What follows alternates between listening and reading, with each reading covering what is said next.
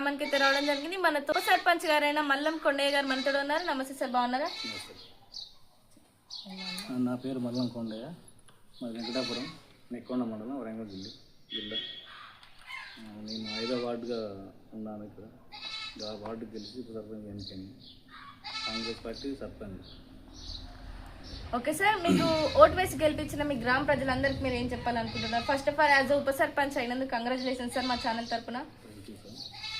మా 5వ వార్డు నాకు చాలా అధిక మెజార్టీ ఇచ్చింది. వాళ్ళందరూ ఫస్ట్ ఆఫ్ ఆల్ వాళ్ళకి అందరికి ధన్యవాదాలు చెప్తున్నాను.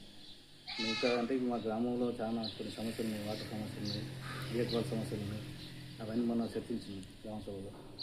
మిగతా పనులు ఇప్పుడు ఏంటంటే కొన్ని అంగన్వాడీ బిల్డింగ్ కొంచెం స్టాప్ పడి ఆగిపోయింది.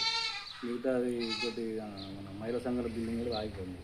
ఇవన్నీ అభివృద్ధి చేస్తామని మనం ఒప్పుకున్నాం గ్రామ పంచాయతీ. ఓకే సార్, మీకు ఓటు వేసి గెలిపించిన మీ గ్రామ ప్రజలకి అలాగే మీ వార్డు ప్రజలకి మీరు ఏం చెప్పాలనుకుంటున్నారు? మా వార్డులో కొన్ని సమస్యలు ఉన్నాయి. సీసీ రోడ్లు ఉన్నాయి, కొన్ని బాగా బురదమయం ఉన్నాయి, సైడ్ అనేది లేవు.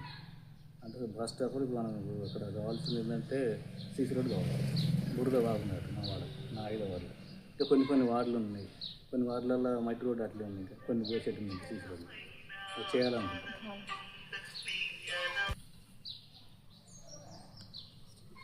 ఇవన్నీ చేద్దాం అనుకుంటున్నాం. ఓకే సార్, మా ఛానల్ ద్వారా ఇంకెవరికి మనం చెప్పాలనుకుంటున్నారా?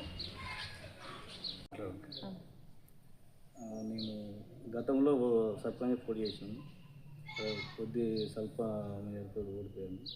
ఇప్పుడు నాకు ఈ అవకాశం ఇచ్చిన మా బీఆర్ఎస్ మాజీ శాసనసభ్యులు కొద్దిశేఖర్ రెడ్డి గారికి, అదేవిధంగా కేసీఆర్ గారికి, కేటీఆర్ గారికి, హరీష్ రావు గారికి, నాకు ఈ అవకాశం ఇచ్చిన మా గ్రామ ప్రజలకు, మా వార్డు మెంబర్లందరికీ పేరుపైన ధన్యవాదాలు తెలియజేస్తూ, ఈ అవకాశం ఇచ్చినందుకు ఖచ్చితంగా ఈ ఊళ్ళో నేను డెవలప్మెంట్ చేయాలనే ఆలోచనతో గత 20 సంవత్సరాల నుంచి పార్టీలోనే ఉన్నాను. బీఆర్ఎస్ పార్టీలో ఉద్యోగం చేసిన పార్టీలో స్టార్టింగ్ నుంచి పార్టీలో ఉన్నాను. వాళ్ళందరికీ పేరున నమస్కారం తెలియజేస్తున్నాను. ఓకే సార్, యాజ్ ఏ ఉద్యమకారుగా మీ పాత్ర ఏంటి? ఉద్యమం చేసినాము, రైల్వే ట్రాక్ల మీద తిరిగినాం. చాలా అప్పుడు కష్టాలు ఉండే.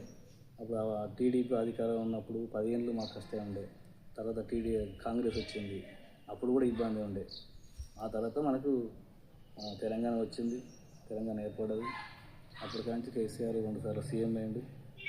చాలా మంచి అభివృద్ధి పనిచేసింది KCR. Okay sir, thank you. So ఇదండి టుడే ఇంటర్వ్యూ. Thank you.